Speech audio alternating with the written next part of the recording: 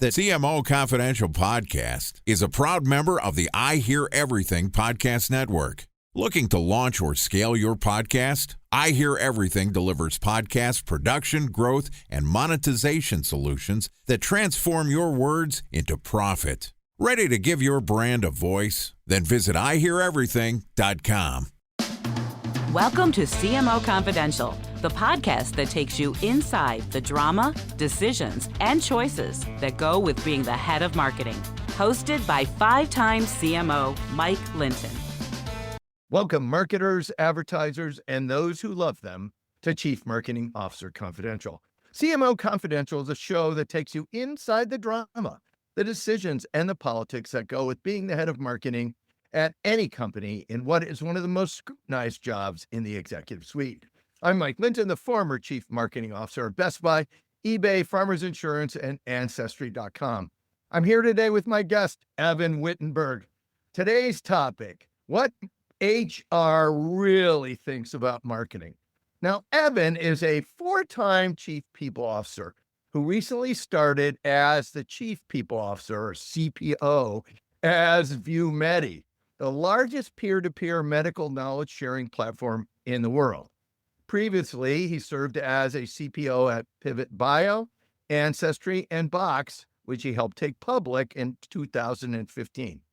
He was also the Chief Talent Officer for Hewlett-Packard.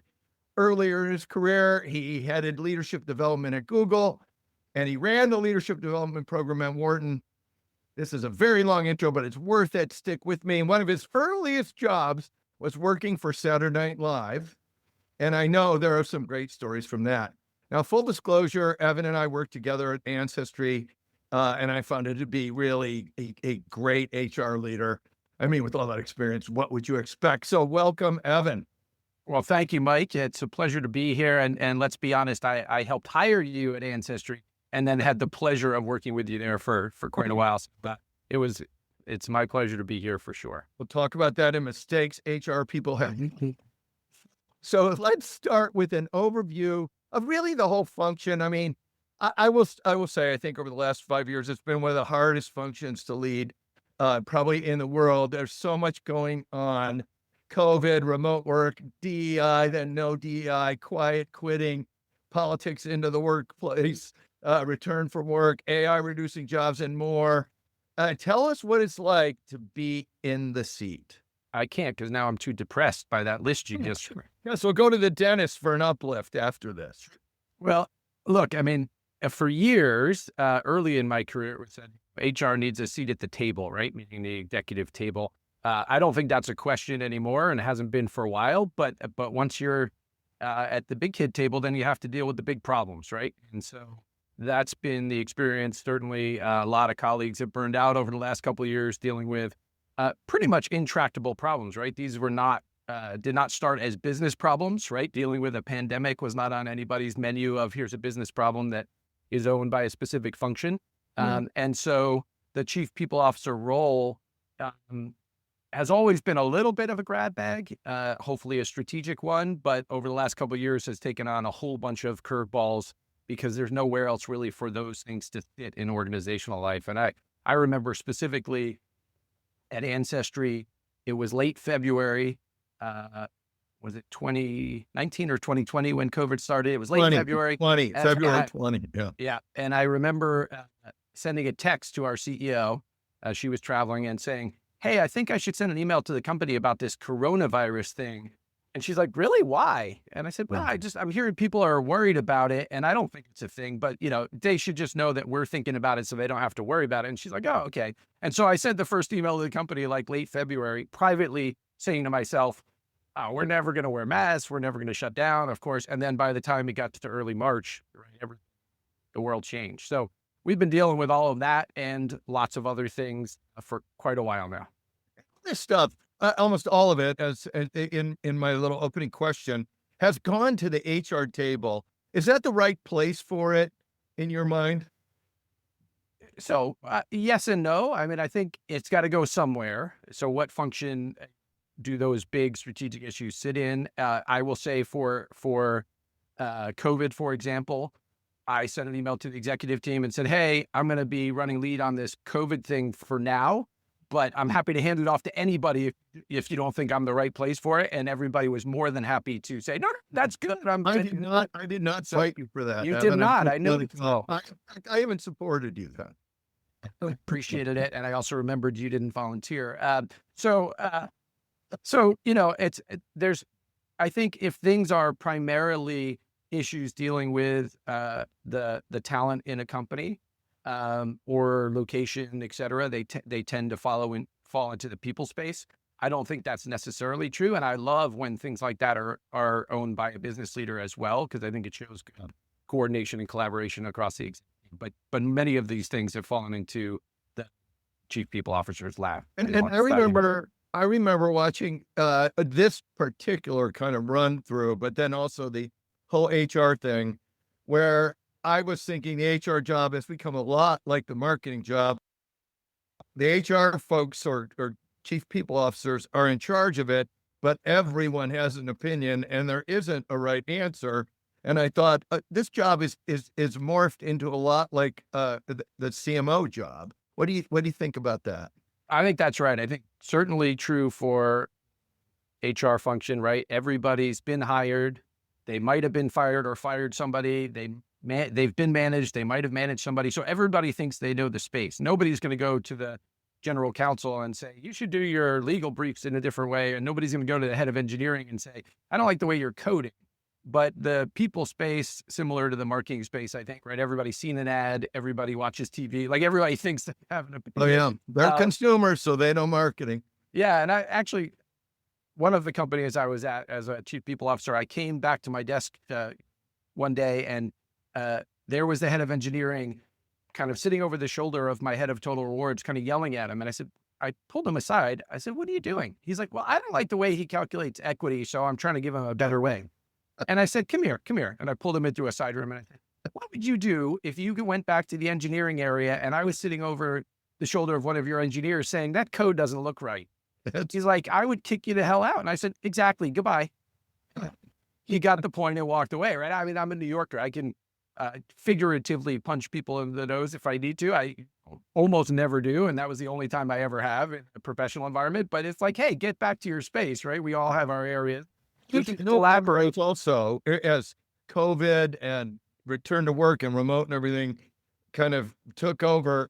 There was actually even no real data in the marketplace. It was all new creative, which is a lot like marketing. So I put you in this seat and then you can look, what's coming down the road? How are things going to shake out over the next couple of years? Is it going to continue this way, or are we going back to a little more stability, or does AI just create a whole new set of CPO challenges?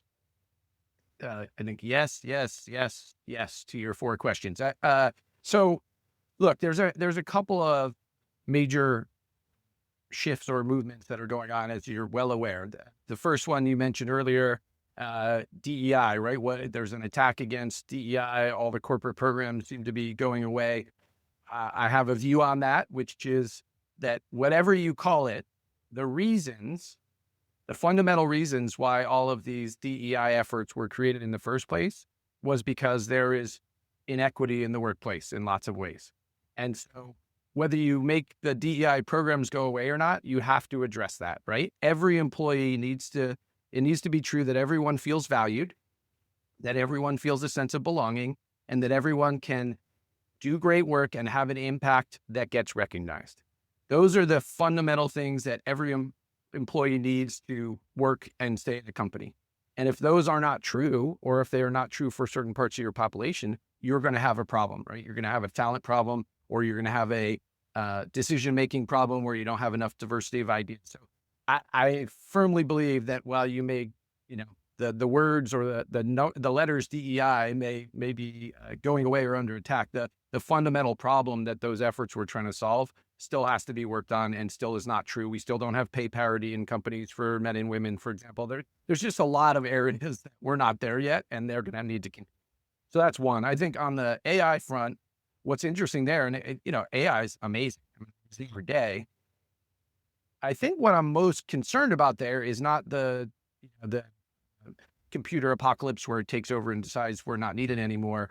I'm more concerned about the fact that what it does best today, at least, is a lot of the work that typically entry-level jobs do in order to build experience and learn about the function.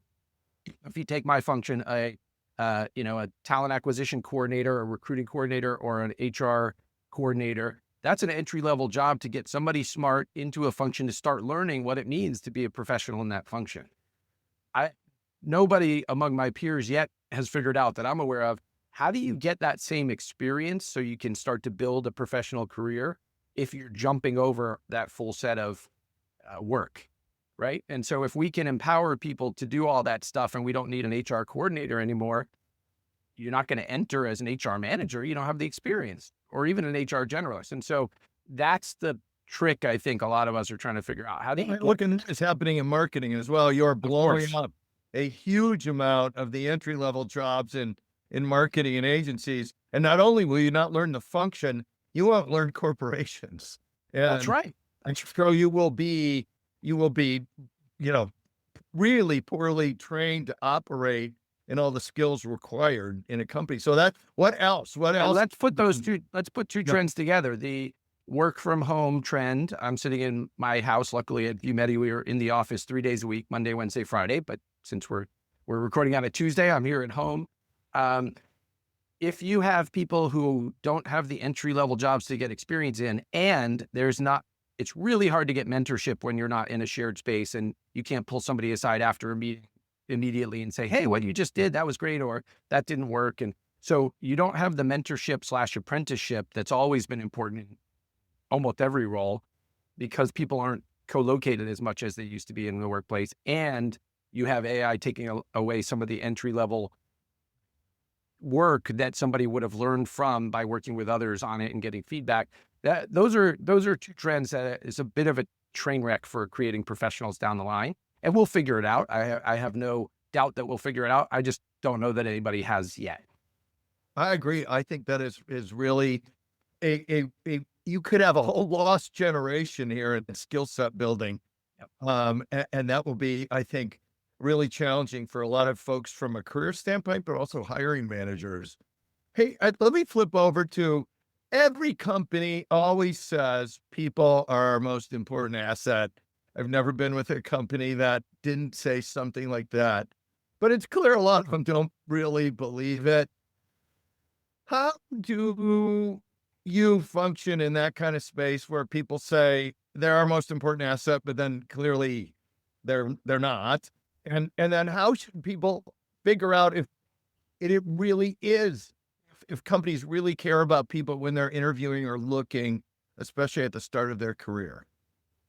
Yeah, so I'm fortunate at this point in my career where I can choose for companies that's really true. Although earlier in my career, I may have been in some that wasn't true. Look, I think people's BS antenna are very well tuned. And if you tell people something's true, but their lived experience is different, they know. There's no pulling the wool over the eyes of employees. And so I think there's a couple of things. I already told you how people need to feel in the company, right? Feel valued, feel a sense of belonging, and be able to have an impact that gets recognized. If those are true, then typically it's an environment that values its people.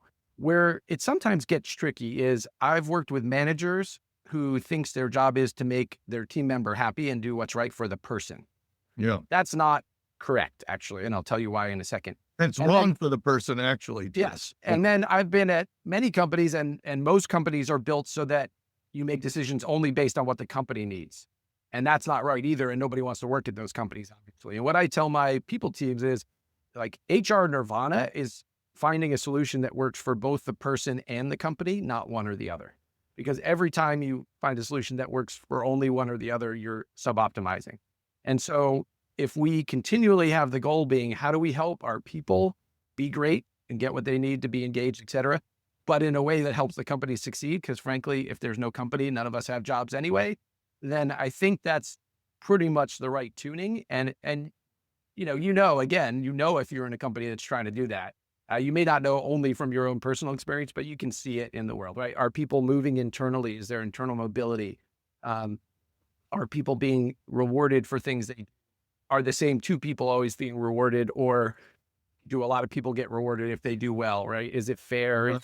Is it equal opportunity within the company to do, like, this cool assignment came up? Can I do that? Or does this other person always get that role? And if so, why? There may be a reason. Maybe they're demonstrating our values and getting stuff done. But, people know if that's going on. Got it. Let's flip over into marketing now. And we talked earlier about how HR and marketing are what I'm going to call inconsistent functions, meaning their remit can vary significantly from one company to the next. So we'll put on the Evan hat. If there's 1 to 2 ways to encapsulate how HR actually sees marketing, or 3 ways, what would those be? Yeah. So I think the first is sees it as a similar function in terms of it's almost a grab bag, depending on the company, right? Marketers need such a range of skills, from deep data to, artistic, creative, and everything in between. I think the people function is similar. Like, you need to figure out in many jobs, like, you need to know real estate through talent, through, compensation, total rewards, equity. So similar to that. I think, I never thought of marketing as a service organization per se. I always think of it more as part of the business, but I think some people think of marketing that way, right? It's like, and that's similar to the people function as well, right? The people function actually is a service. We're trying to help the business succeed and do what's right for the business. And so in that way, you have many stakeholders who are solving for different things, and you have to somehow make them all happy, or at least not too strongly disappointed. That's right. a similar approach.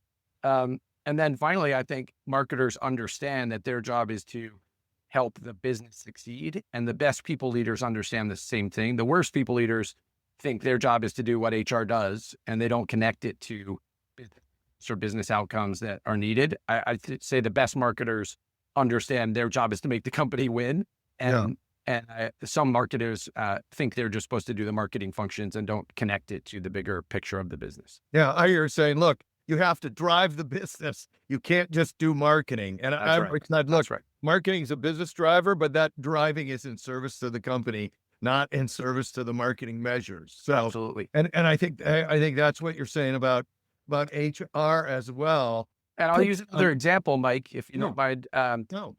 I've been at every company I've been at does an employee engagement survey, but somebody needs to ask why. Why do we do it? If we just do it because everybody does it, that's not a reason to do it. If we do it because we're actually going to take the results and drive meaningful change for the people in the company to get better business results, that's a great reason to do it. But don't do a survey and then don't do anything with the results, or don't even tell people what the results were, which came before too. Like, if you're going to do it, don't do it because everybody else does it. Do it because it's driving a business outcome. And we should always ask those first principle questions about everything we do in the people function, in the marketing function, and frankly, in every function in the company. And also, like, people do it for the score, and the score is something that is important for the survey, but it's really the actions that come out of the survey. That's right. What makes the company better that matters. But you can see an awful lot of people stop at the score. That's right. Totally. Hey, so you've been in a lot of situations where you can see the company dynamics from a different seat than the marketing department. And also, back to the last question we just had, you got to hire the right kind of marketing person if they think it's a service versus a business driver. Share some of your observations on how the best marketing departments work in interface with their company. Like best practices and Hall of Fame worst practices. I know you're a Yankee fan, so you'll spark to the Hall of Fame thing.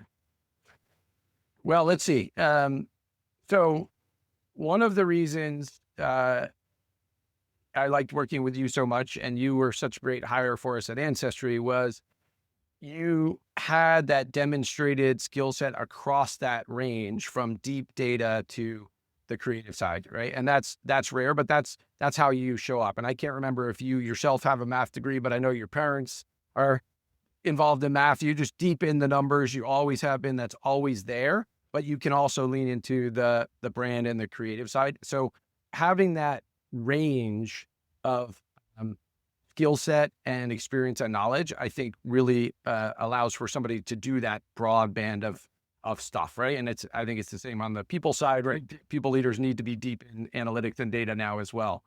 I think the best marketers, in my experience, and you were one of them for sure. I'm having you on the show, Evan. Yeah. Let me keep talking about how great you are, Mike. They can come to the executive table. They can clearly state a problem. They can clearly state the data behind both the problem and why it informs a solution. And then they can clearly state a solution that they think will address the problem for the business. That, by the way, I don't think that's unique to marketing. I think that's good for any leader at that senior table, but it's especially important for marketing, which some leaders in my past life have seen from other functions have seen as a little bit squishy. And so to make sure it's not squishy, you have to show up the same way that the business shows up to that table. Or here's the problem. Here's my analysis of the data behind it and why the problem's true. Here's some data that shows what a possible solution would be. Here's a solution, and here's how we might implement it. That thinking pattern has not always been tied with some of the seemingly softer functions like people or marketing. And I think the best marketers absolutely show up like the best business leaders, because they are, and can have that conversation very smoothly across all those different pieces.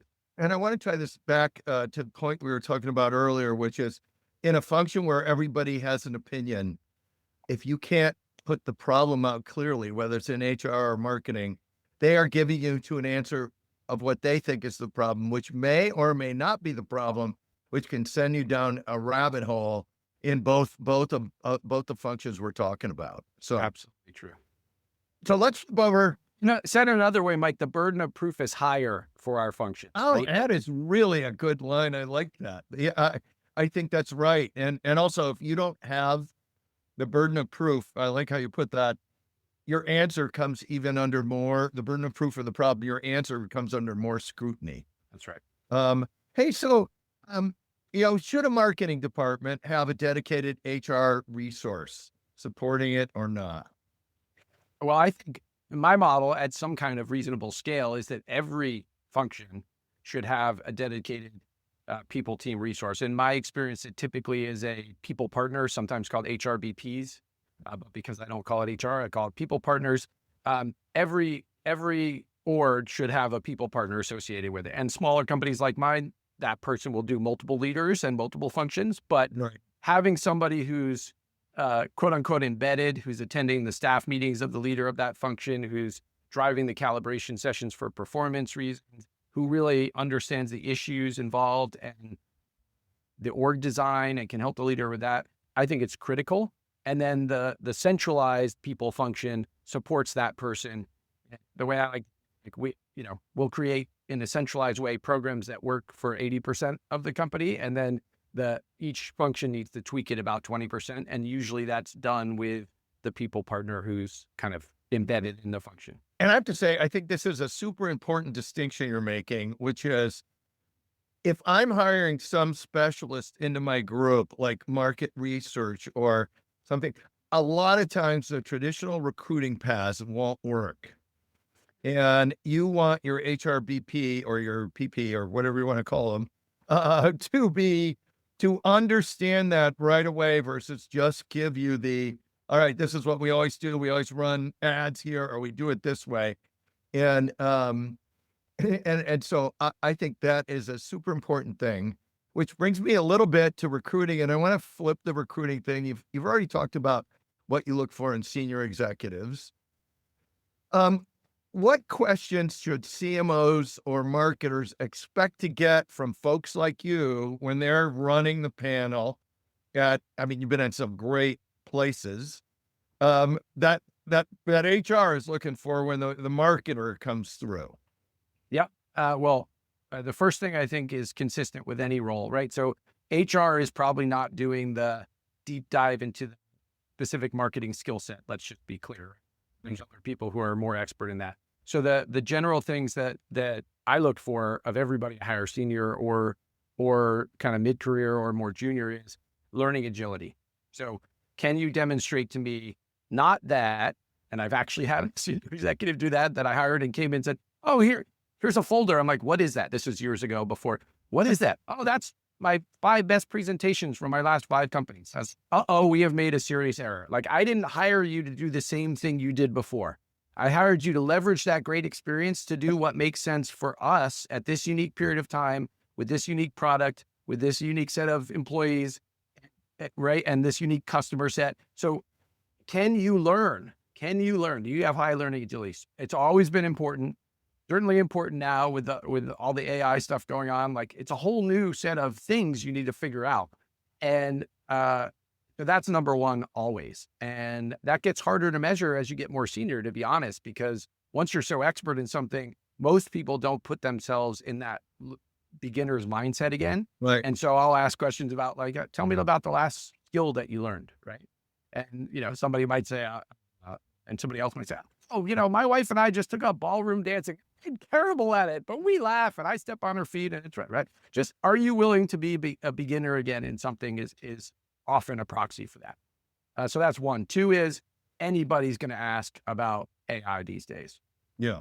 Because every company is either trying to transform, or they're late to transform, or they already are fully integrated, but somewhere on that spectrum. And you wouldn't want to hire somebody today that has no idea how to start, thinks it's scary, or has never even played around with it. So in my view, and I'm not an expert in the area, but in my view, most of my learning has come just from playing around, right? You figure out what prompts work because you try hundreds of things and you get closer and closer. You can read about it. Ethan Mollick has a great book about AI that I've read that's super helpful as a beginning. But, there are really, at the end of the day, you got to use it. And so I don't want to hire somebody who's going to do all that primary learning on me.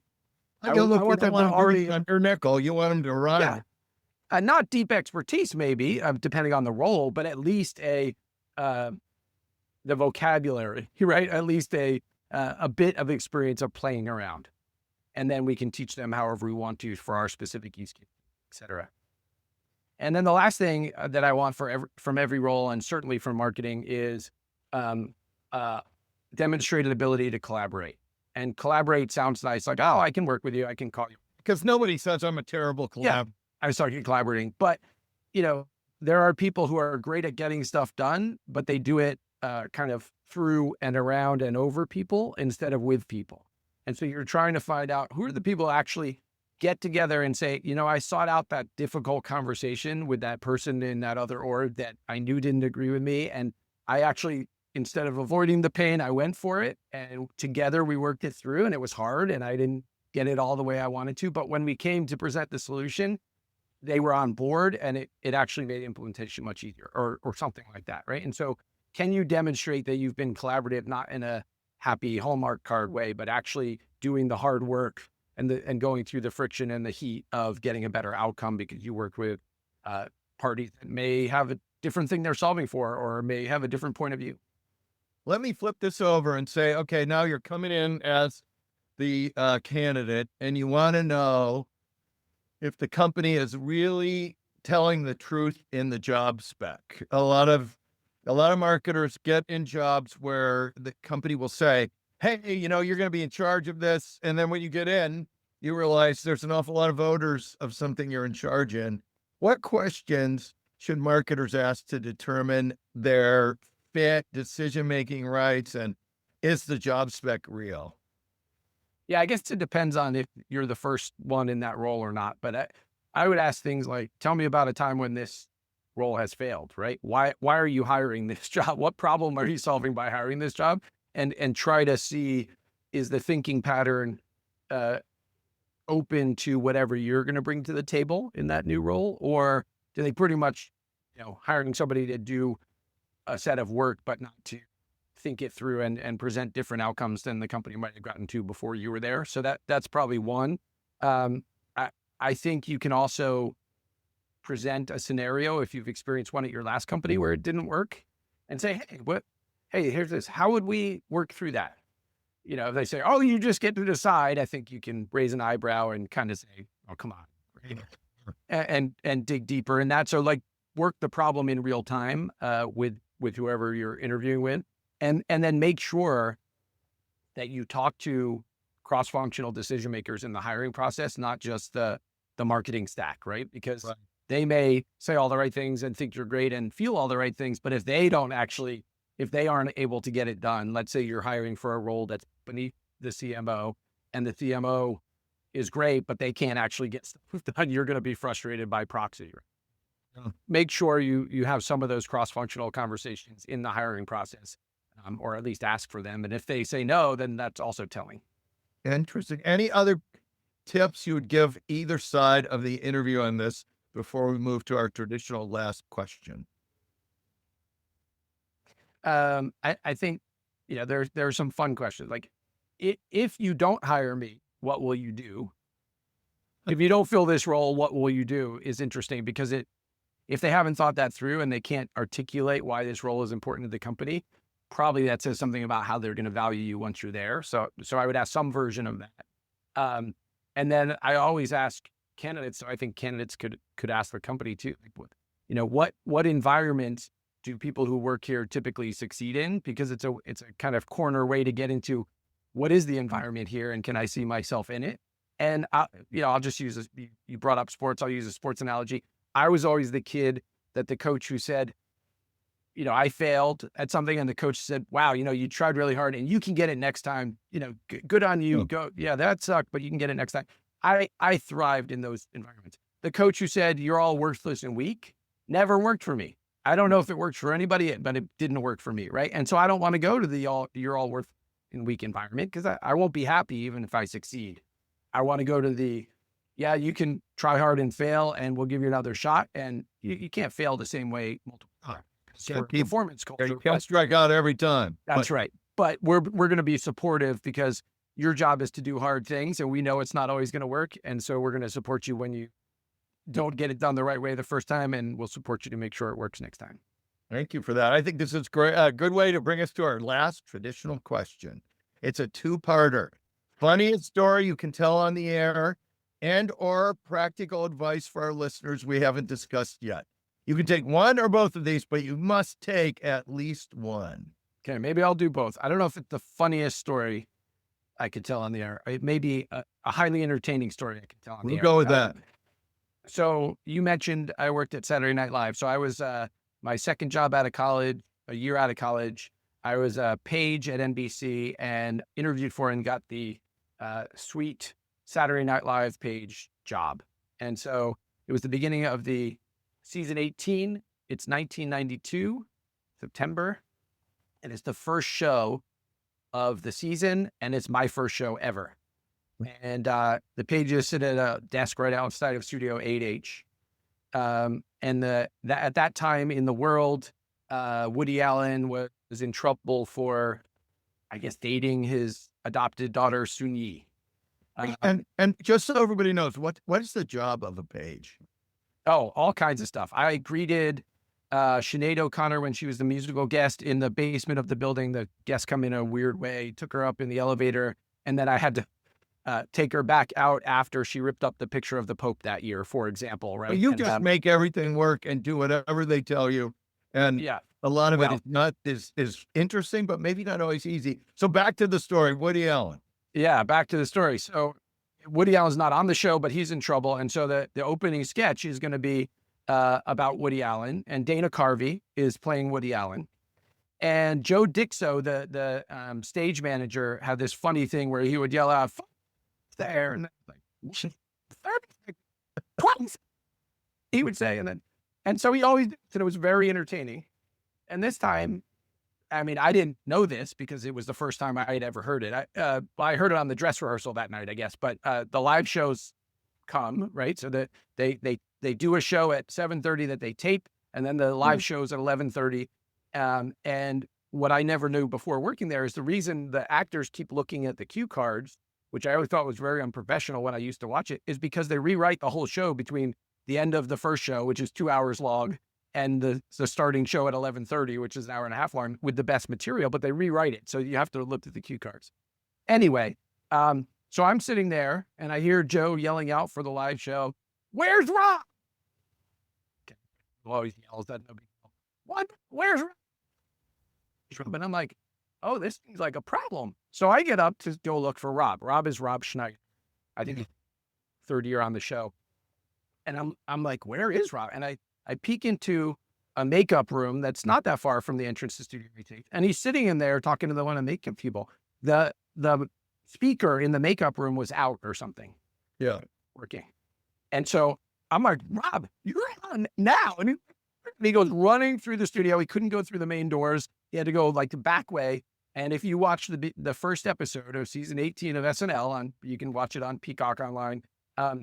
Luckily, it was Dana Carvey because he comes out from a movie theater with Sun Yi, except there's no Sun Yi. He's just out there by himself talking and gesticulating. And he managed to hold about 22 seconds of airtime by himself. And he finally says, and I don't even know where Sun Yi is. And Rob ran out dressed as, you can imagine this picture of him running and a wig through the studio, screaming, knocking people out of the way. And I like to think I had a little something to do with making sure he wasn't saved the show. And and then we all got to experience Lorne Michaels ripping him some new body parts out in public soon after that, because you just didn't do that, obviously. So you said you might have practical advice too that we and I think this depends on where you are in your career, but I have hired people at many levels who have come into various roles, who have come in and they clearly want the next role up or 2 roles up. And I've seen people spend a lot of time and energy and start doing meetings and trying to get to that next role up. And it is the number one failure mode that I've seen in my career, whether you're right out of college or pretty senior. The advice is do the job you were hired for. Do it 120%, and you're going to get massive opportunities inside the company for other things. But the people who don't do their main job, well, never get other opportunities. And so spending all that energy thinking about what's next instead of how do I really show people this, I'm awesome at this, is just a waste. And it's a pretty common mistake that I've seen people make, and I think it's worth sharing. Thank you. I think that is a great way to end the show. Thanks, Evan, for being on the show. And thanks to everyone for listening to CMO Confidential. Look for more of our shows on Spotify, Apple, YouTube, and the I Hear Everything Network, which include It's a Bird, It's a Plane, Holy Shit, It's AI, Parts 1 and 2. Is your next best customer an AI bot? The top 5 mistakes CEOs make when hiring a CMO, and synthetic influencers. Should brands do it themselves? Hey, all you marketers, stay safe out there. This is Mike Linton signing off for CMO Confidential.